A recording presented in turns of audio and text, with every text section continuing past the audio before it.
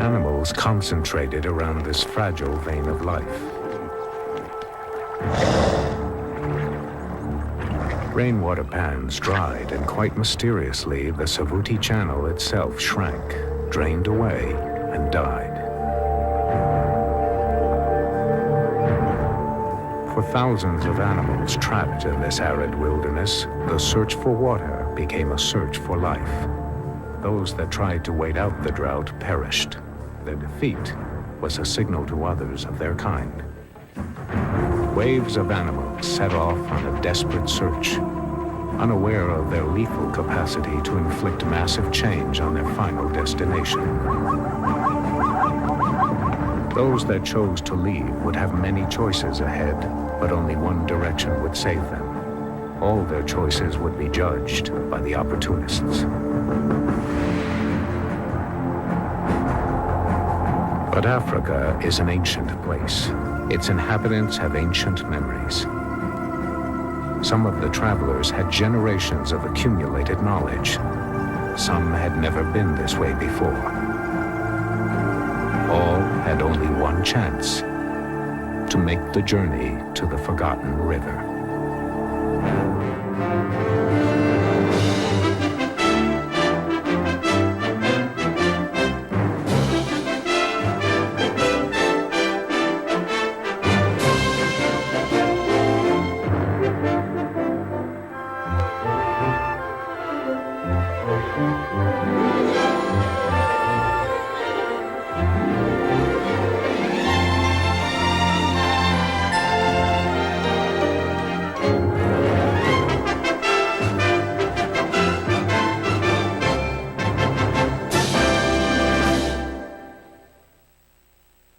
To better understand our world, ourselves, and our future, this program is made possible by the people of Chevron. Chevron, giving thought to television.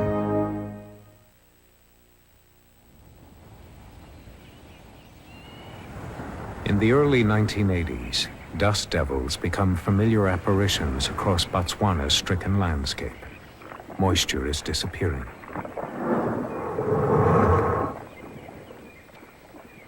Stressed and foaming from the eyes, the last female hippopotamus forces her way from the clutches of the thickening mud.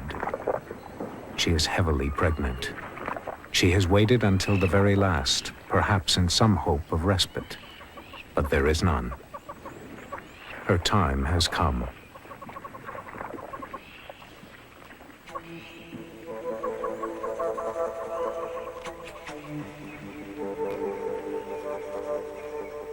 She too has to make the journey to a place she has never seen, to find a place in the wilderness that could promise water and life. This chronicle describes 7 years of change in the southern African country of Botswana. In the northwest of this largely unspoiled wilderness, animals have long relied on the Linyanti River and the Savuti Channel.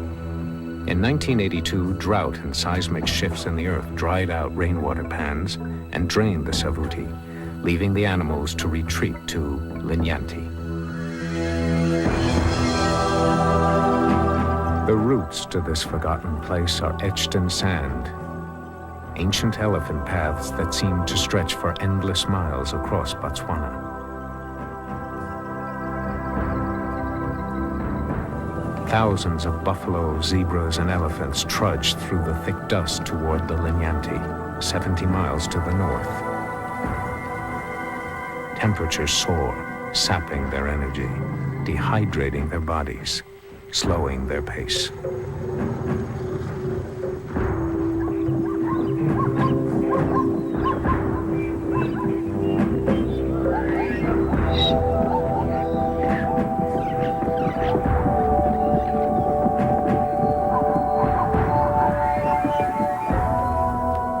Young nomadic lions on the threshold of adulthood have left their prides and are following in the dust of the herds.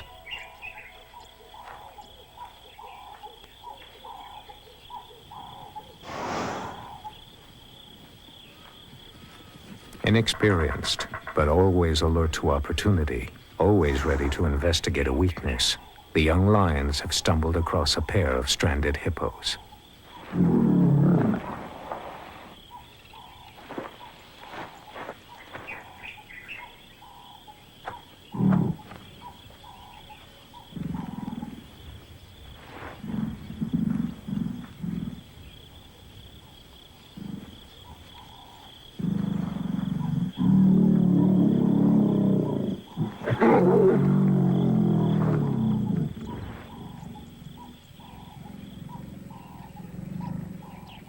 Usually, hippos would flee to water, but now there are no pools, no streams, no escape.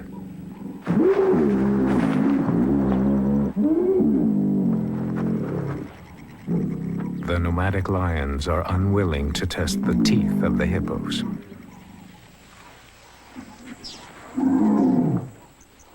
Some bull elephants halt their journey at old depressions along the way. With sensitive trunks and feet, they work away at the earth.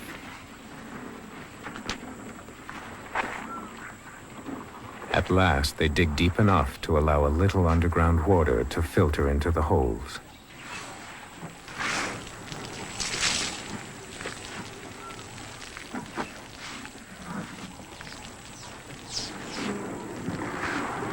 Not much, but enough to sustain them a little farther on their journey across the parched landscape.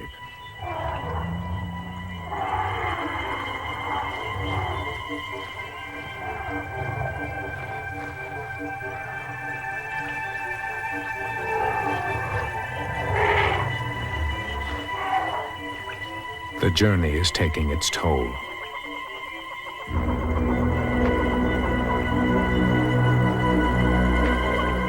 A weary foot slips in the churned-up sand. A shoulder joint is thrown out. They wait, clearly reluctant to leave her. In the blazing sun, she became dehydrated. Because the survival of the herd is more important than the life of an individual, the old cow is left to die, alone.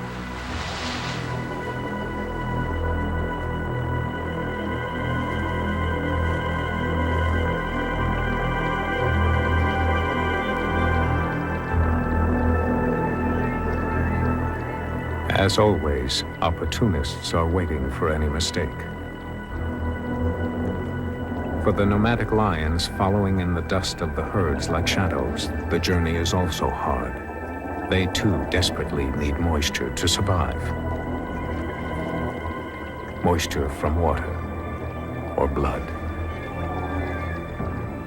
Alone, far behind the other refugees from Savuti, the hippo struggles on. Her journey made more difficult by the thick sand, her shorter strides, and the burden of pregnancy.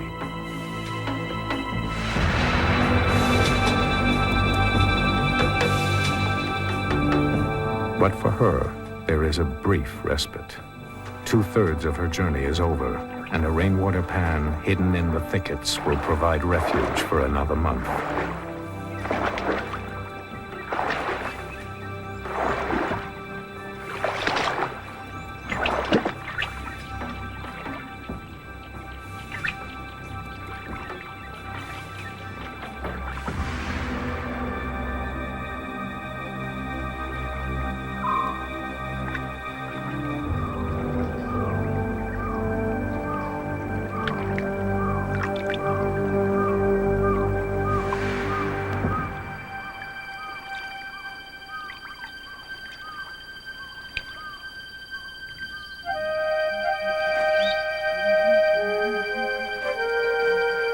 At the edge of this temporary haven, the mother has given birth.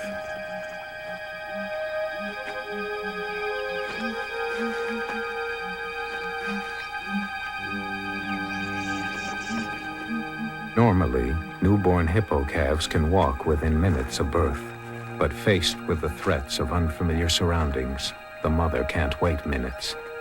Desperate to get her calf to safety, she urges him to stumble forward into the water.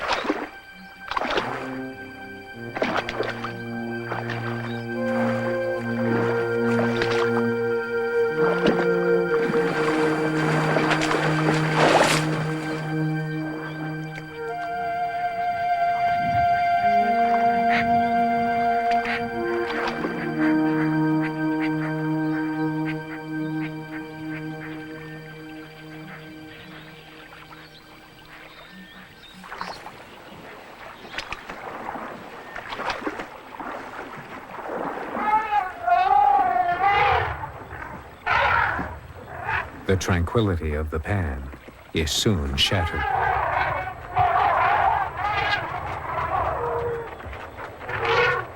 The herds from Savuti have moved on. Now elephants from more distant areas of drought are following the trails to the north. After the long, dusty miles, the weary travelers quench their thirst.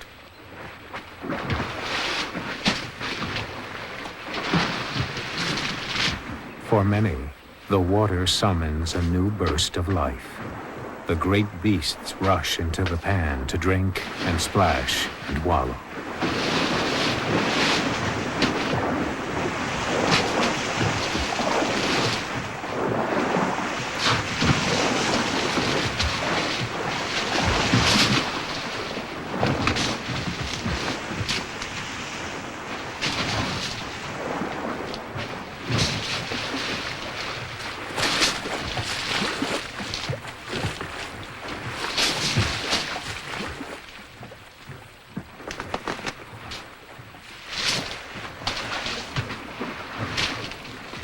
Wave after wave of fragmented groups of elephants drink and bathe in the pan, then continue on their way.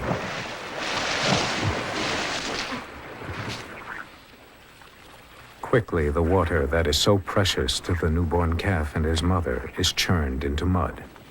The fragile clay base of the pan is broken and the water drains away. Their plight now is as desperate as it had been in Savuti just a few months before.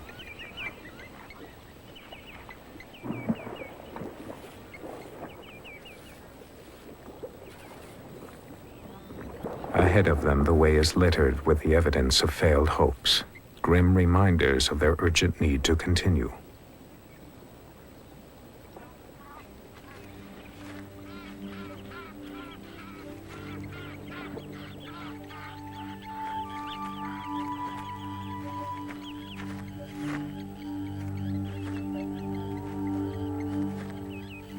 Once more, the mother hippo heads off into the scrubland, now only 20 miles from Linyanti.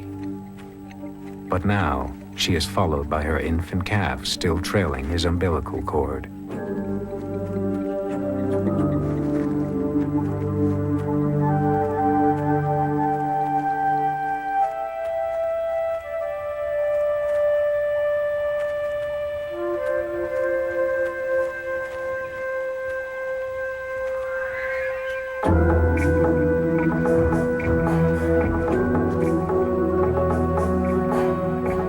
The terrain ahead is harsh and desolate. For centuries, countless animals have journeyed this way in search of water. For those that can make the journey, there is a place.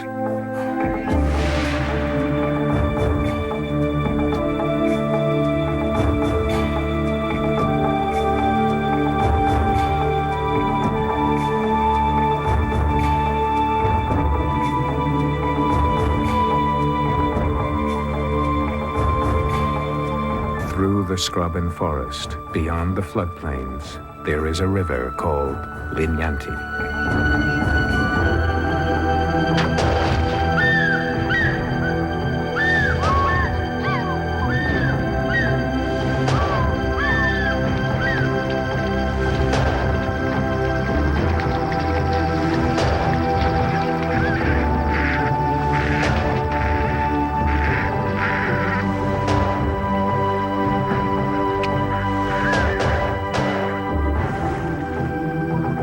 The river moves to its own rhythm, apparently secure and stable.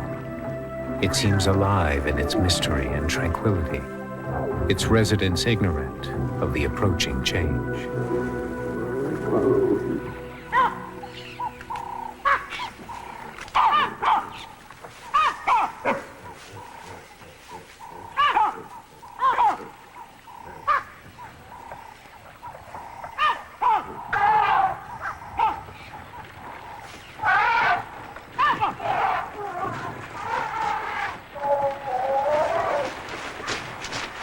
The messengers of change have arrived.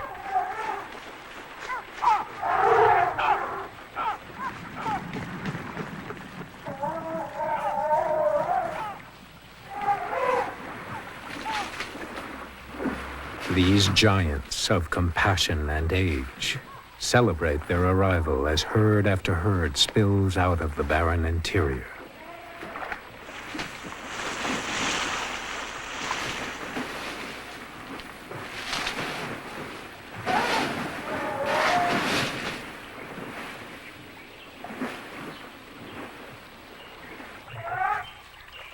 With the herds, the nomadic lions filter in, their senses suddenly heightened by the flood of available prey.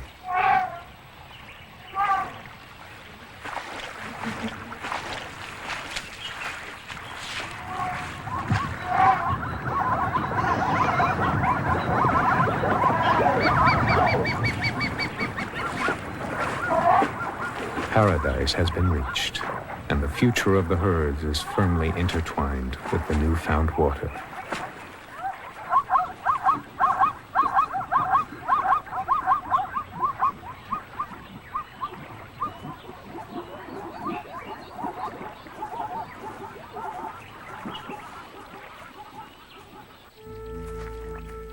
By contrast, the hippo and her calf still have miles of struggle ahead of them, but miraculously they are alive and on track.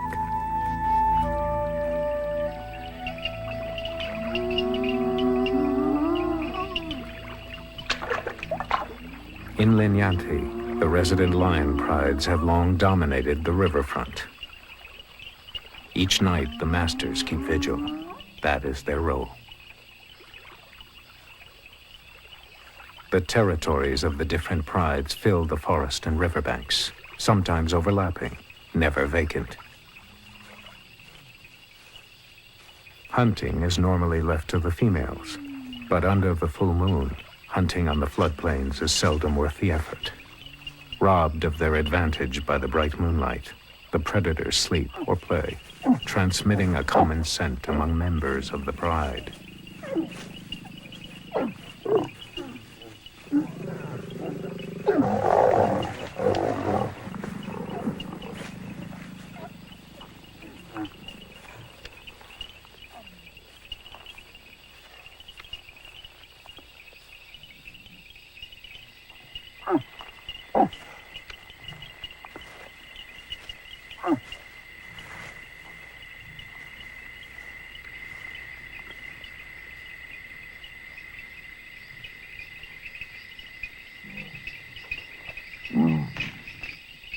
But the newly arrived buffalo herd spread out on the Linyanti floodplains make a tempting target. Even in the full moonlight, when the buffaloes can see the lions, the reward of a huge meal is worth the effort.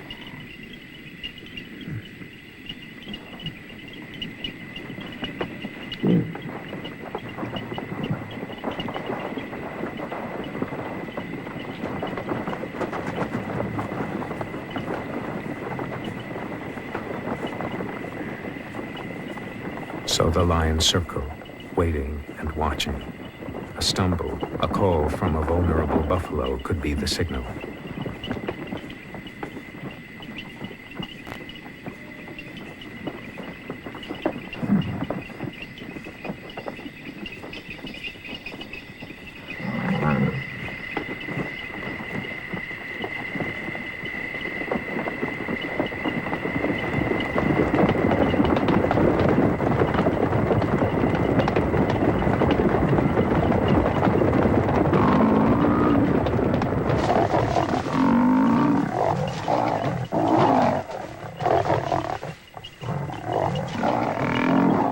This time, the male carries the attack. The victim, a buffalo cow exhausted from a journey she will never make again.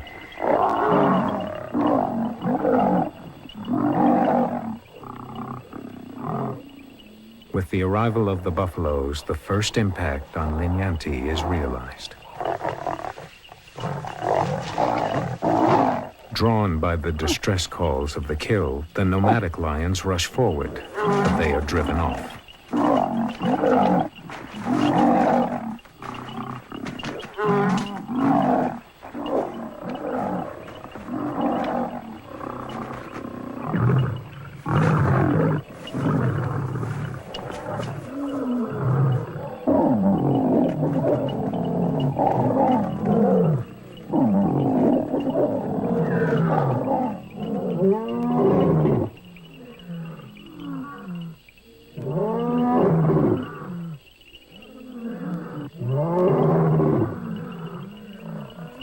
Their presence will not be tolerated here. In the violence of the night, they have to settle for a smaller meal.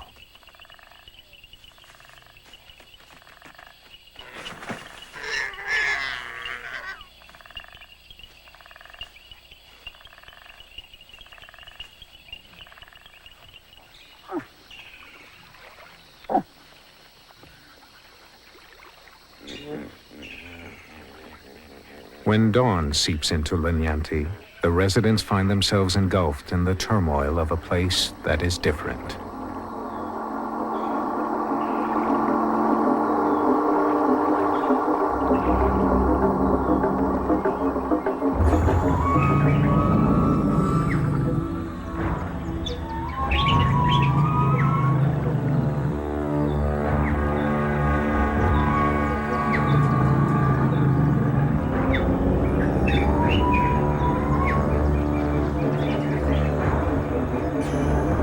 Drawn by the smell of the waters of Linyanti, the elephant herds continue to filter through the forest, following the same signs as generations before them.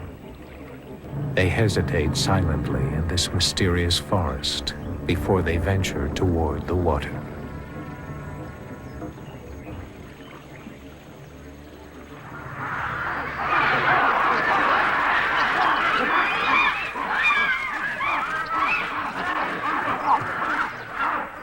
There is an air of uneasiness as Linyanti becomes the stage and the dramas begin to unfold.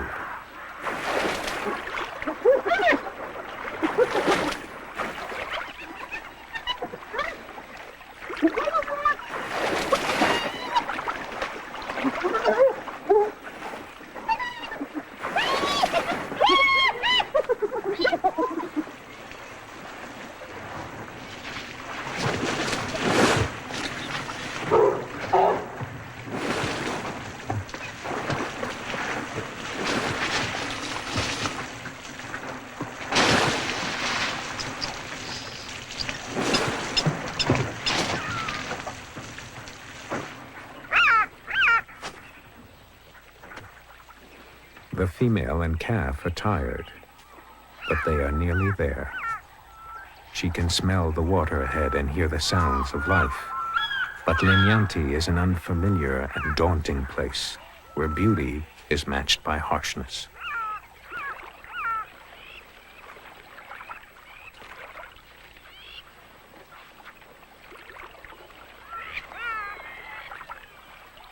Warthogs thrive on these floodplains, but hunters and scavengers of all sizes wait for any mistake or sign of weakness.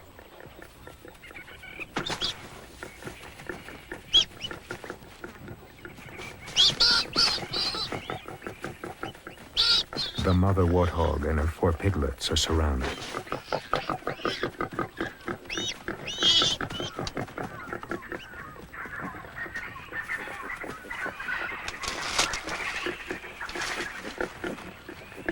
Though the mother's tusks are formidable weapons, the jackals are experts in outwitting their prey.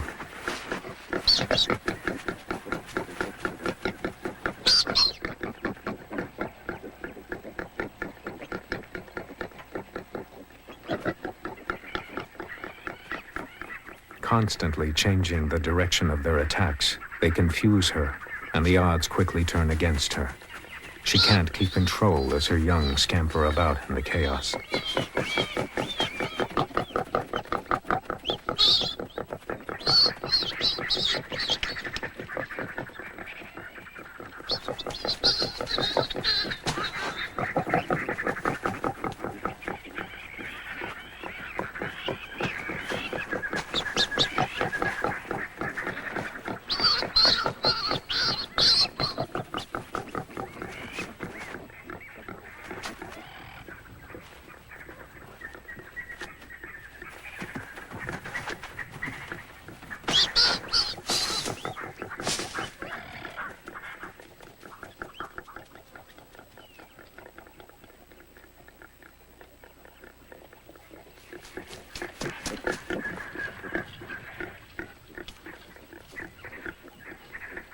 With the desperation of a new mother, she tries to keep her litter intact, never willing to forfeit one piglet to save the others. She plays to the strategy of the jackals. As she saves one, she exposes another.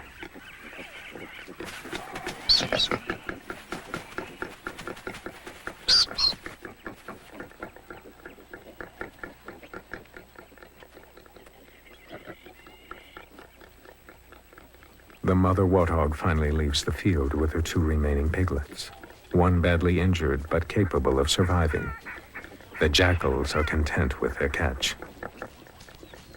In Linyanti, as in all of Africa, good matches evil, and the two seem to melt into one, blending until separation becomes impossible.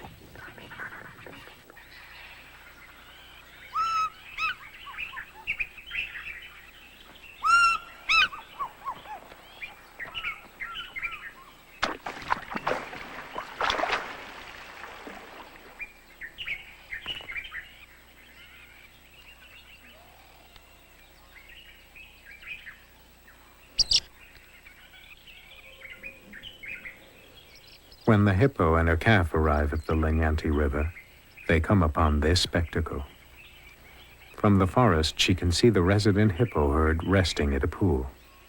Their numbers already increased by the influx of other hippos also seeking refuge from the drought.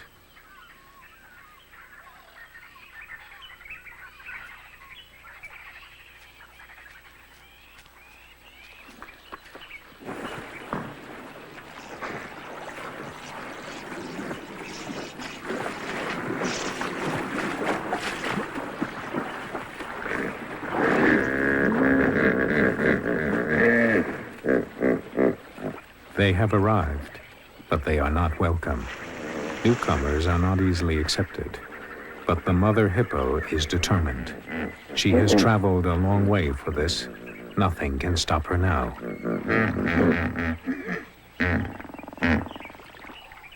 With her calf close behind her, she enters the water to confront the disturbed herd.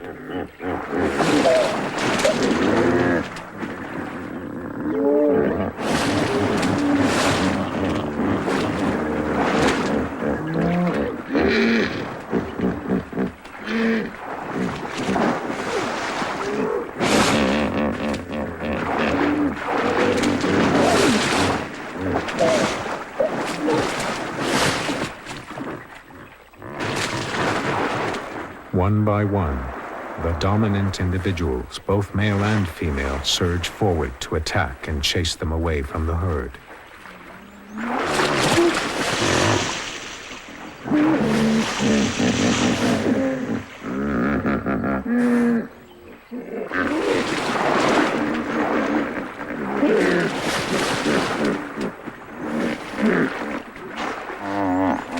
For hours, the battles rage on.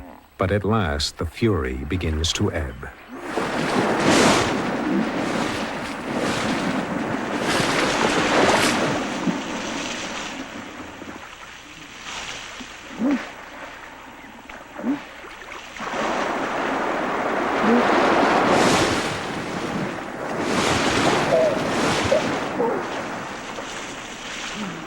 She has won a place in the herd. Her position in the hierarchy will be sorted out in time.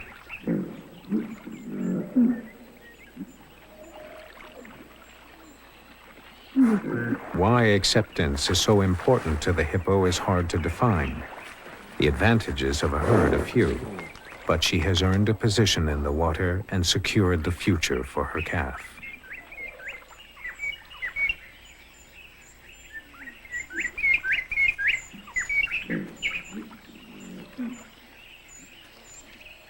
The forest has many shadows.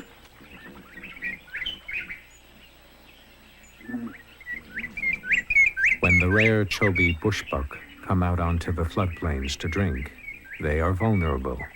Leopards lie in wait to ambush them.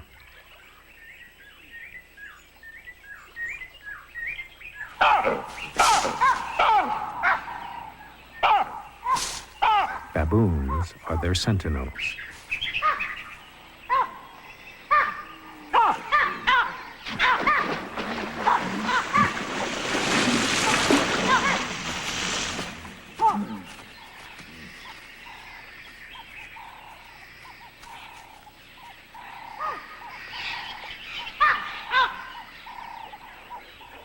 the dense corners of the forest, the bushbuck are safe.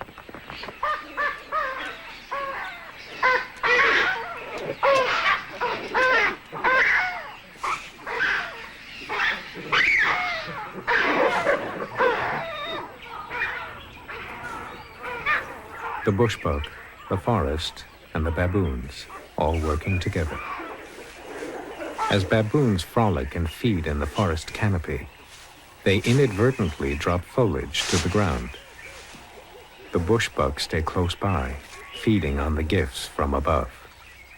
The triangle is complete.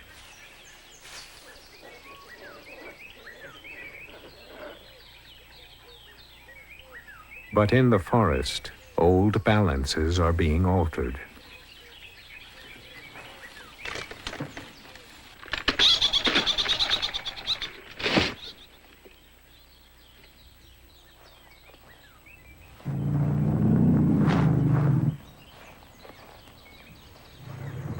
The sanctuary is being changed by the very animals that have come in search of survival.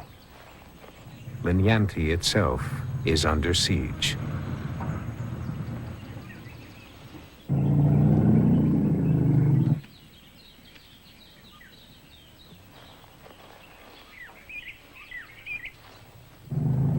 The number of elephant herds grows constantly during the first years of the drought. Thirsts are answered by the river.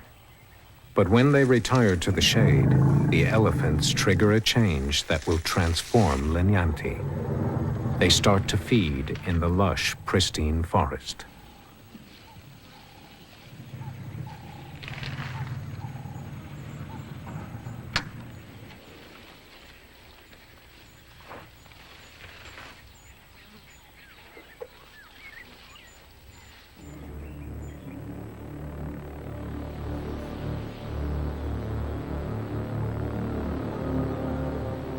In the winter of 1985, dark clouds appear on the horizon.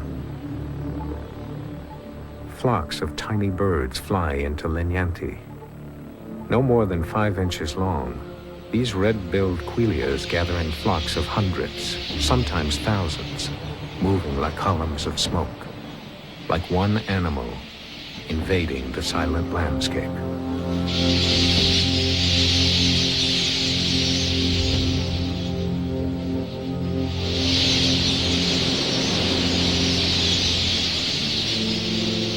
They have come for the water, but like the elephants, they gather in the forest to feed. Grass seeds and insects are swept up by the flocks.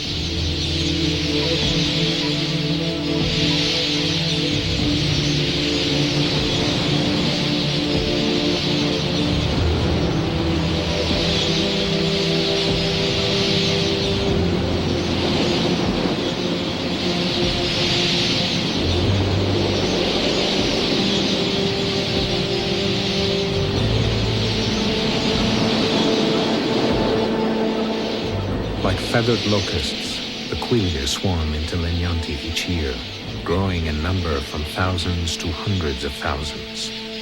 By 1988, flocks of more than 100 million soar over the reed beds, creating their own wind as they fly by.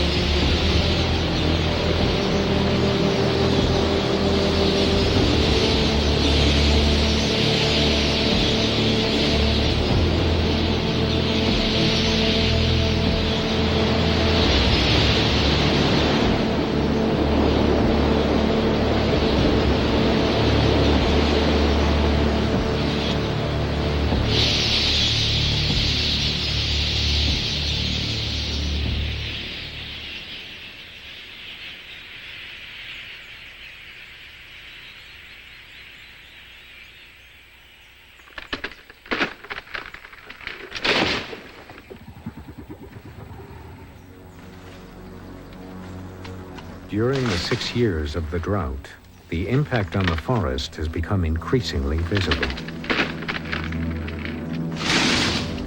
As vegetation dies from insufficient seasonal rains, The elephants begin to push down trees to get to the more nutritious leaves at the top.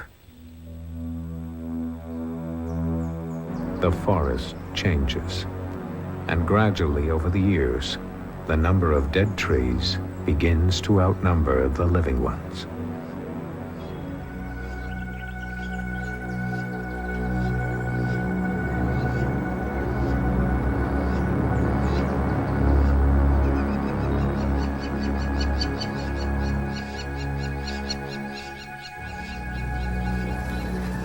Year after year, more elephants arrive and work the forest, and the canopy opens up.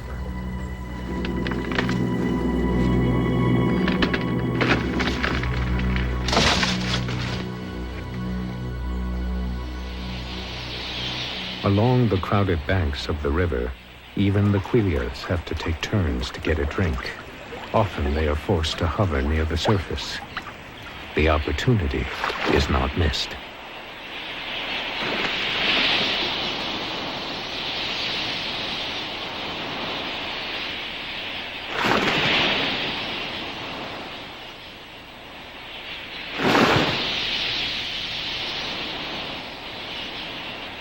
Time after time, the crocodiles attack, gulping great mouthfuls of the tiny birds. They fly off, only to land again at the same spot, the will of the individual lost in the dive and swirl of the flock.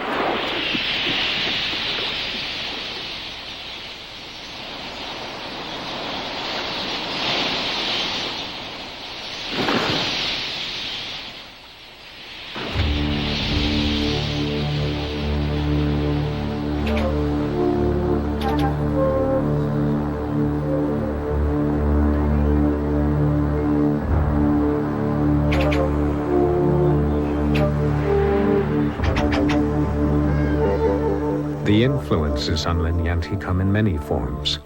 No corner is sacred, no bush safe from invasion. For some of the oldest residents, time seems to have neither a beginning nor an end. For uncounted millions of years, the crocodiles of Linyanti have played out an ancient ritual. They come out onto the riverbanks and listen to the earth.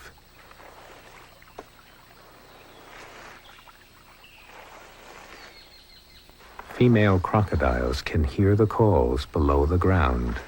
They feel the heartbeats in their throats.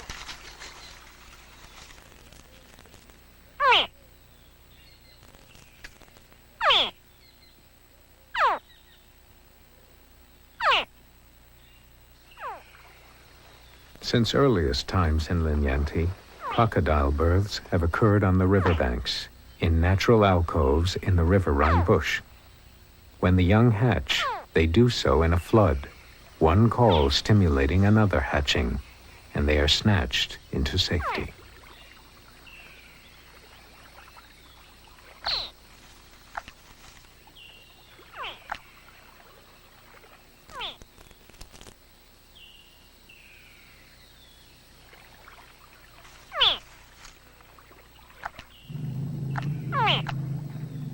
Scrub and low growth are now disappearing.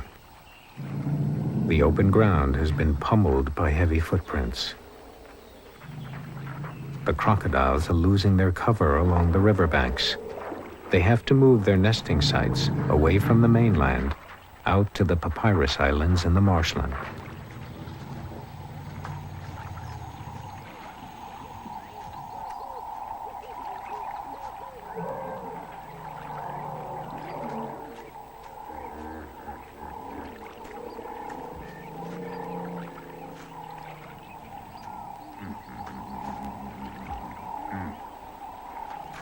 Ever alert, jackals play opportunity like experts, never letting a weakness escape. The unhatched crocodile eggs are stolen and saved for a later meal.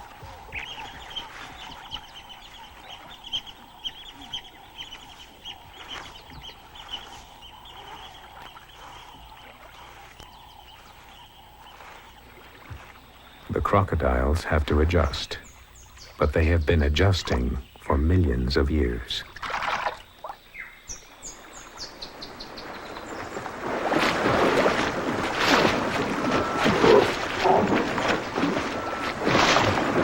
As the food supply diminishes, others follow. When the number of elephants nears 20,000, the pressure is so great that they too swim across to the Papyrus Islands in search of food.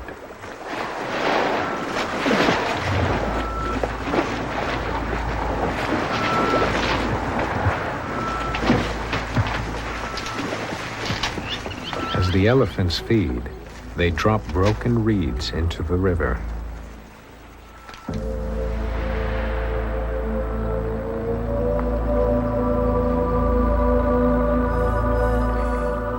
Debris floats downstream to the narrows in the river. It collects and stops.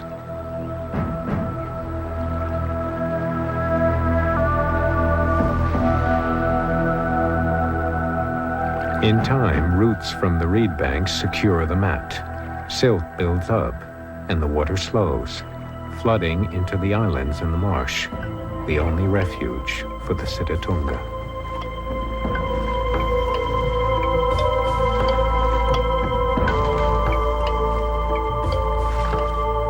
Year after year, as blockages grow, water courses shift, and the river itself changes. But such events are normal. The elephants are simply the agents of change.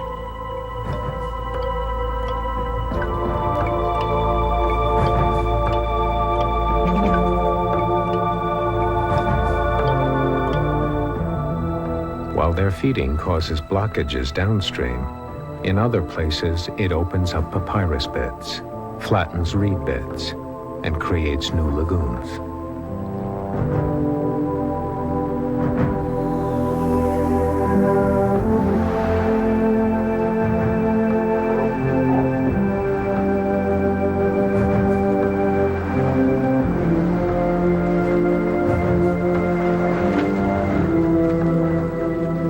Their crossing, swimming and playing stir up the silt and stimulate flows again, but on new courses.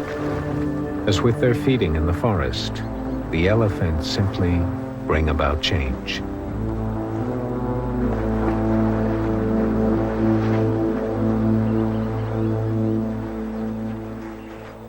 In the broken forest, Cape hunting dogs breed.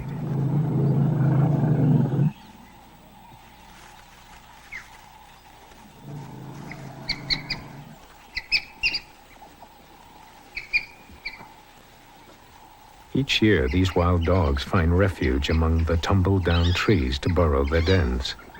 Usually only one litter of pups is allowed at a time. Now, with easy hunting and safe dens, more than one female is allowed to breed. They have turned the elephant damage to their advantage.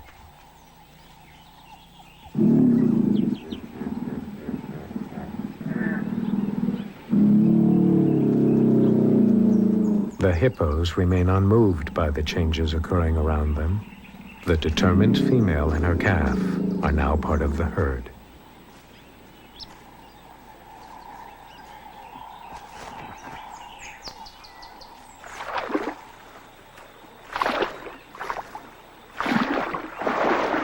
When she goes into the water to feed, she leaves the calf alone with the others. After growing up with them for several seasons, he is now secure in his acceptance.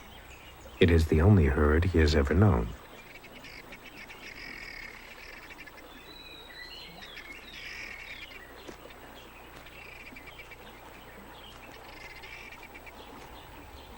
Curious, he explores the group of sleeping adults, while his mother feeds on the young reeds growing in the new lagoon. The feeding activity of nearly 3,000 hippos in the Linyanti waterways also alters the river.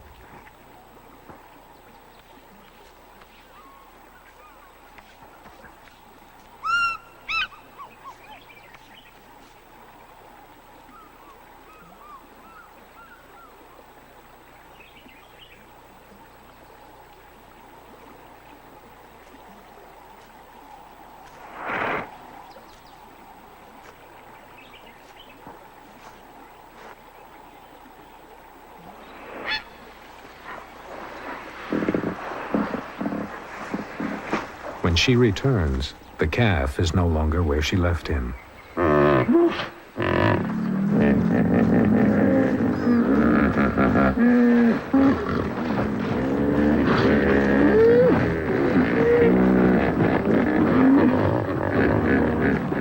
In panic, she goes on a wild search, ready to do battle, until she finds him.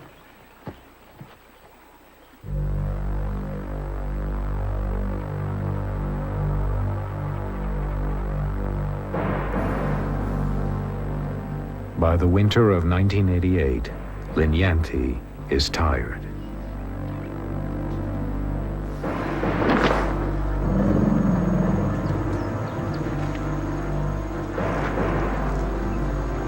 Trees are little more than sticks.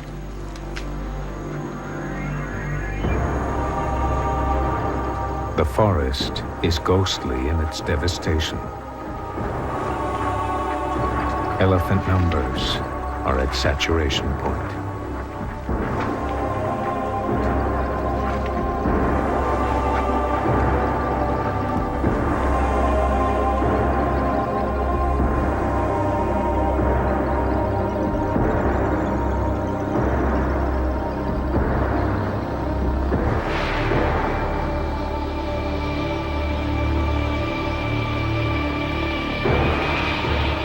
Animals are using the last of the resources, picking Linyanti clean like vultures on a carcass.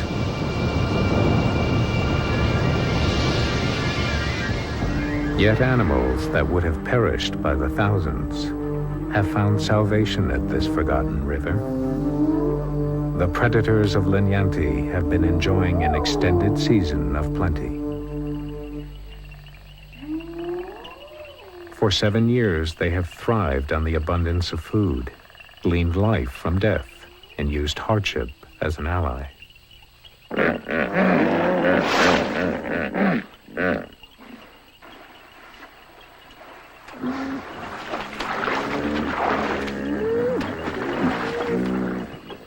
The numbers of resident lions have grown. The territories along the river have been well worth defending.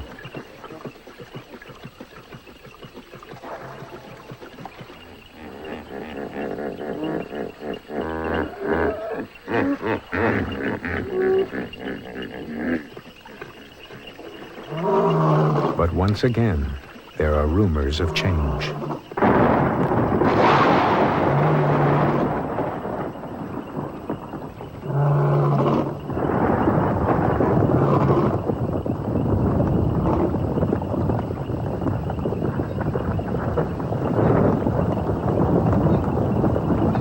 As always, the lions are the lords of chaos. In the electric night, the Sesame herds are confused. They split and regroup as each changing wind brings the smell of death.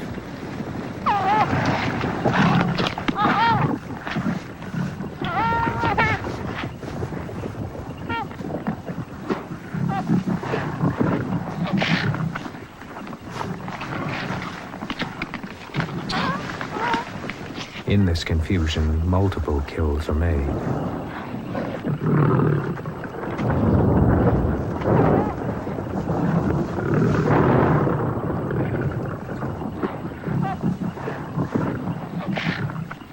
Excitement and competition are in the air. They eat and fight as if it were to be their last meal.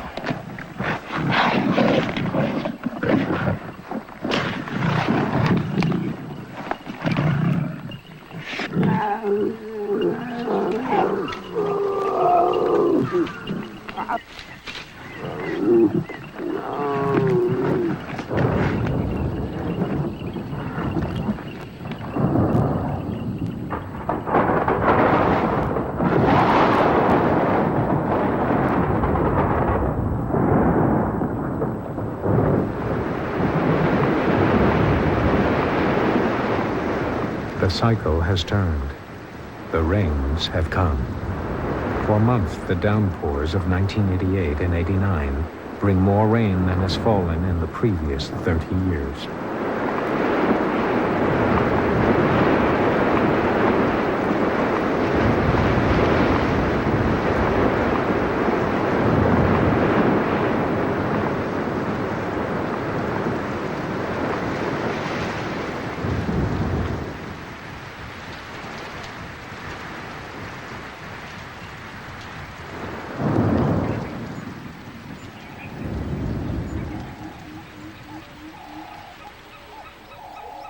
And when it is over, the herds are leaving.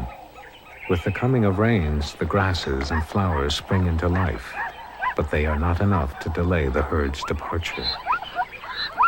For the resident predators like the lions, the exodus of the herds will bring lean times. But the wild dogs are prepared to move. They have no territories to defend, and so they follow.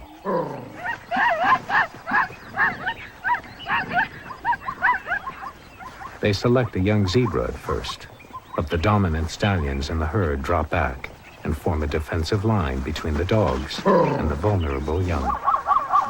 The defense is impenetrable, and the wild dogs and the zebra engage in a game. A ballet of movement, neither dogs nor zebra wanting to make contact.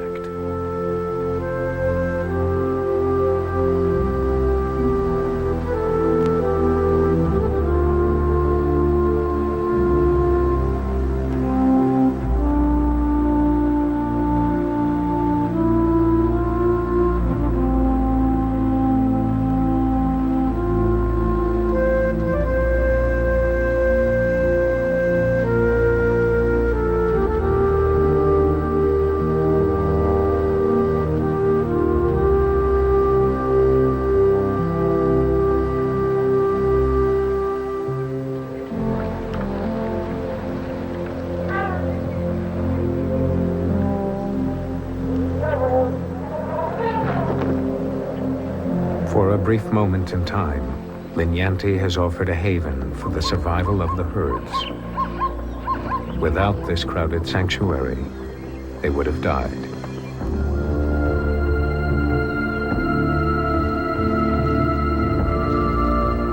Like the wind, elephant herds scatter into the thousands of miles of wild country in Botswana that have been waiting for the rains to revive them. Only in this country in Africa can the wilderness sustain a free flow of these huge herds. At Linyanti, the small dramas that played out have been important in making up the fabric. Massive changes are simply rhythms of life.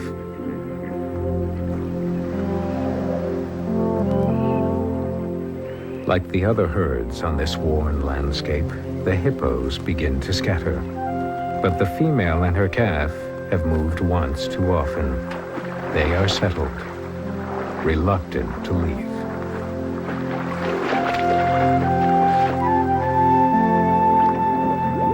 For us, it's not easy to understand that places like this can be held in store until the day they are needed. It is our way to use all we can, now. Already the forest is recovering. The elephants will be back, and they will tear down the forest again and again for generations to come. The river will keep changing. But perhaps for now, Linyanti can stay as the forgotten river, and the invasion will be like a dream.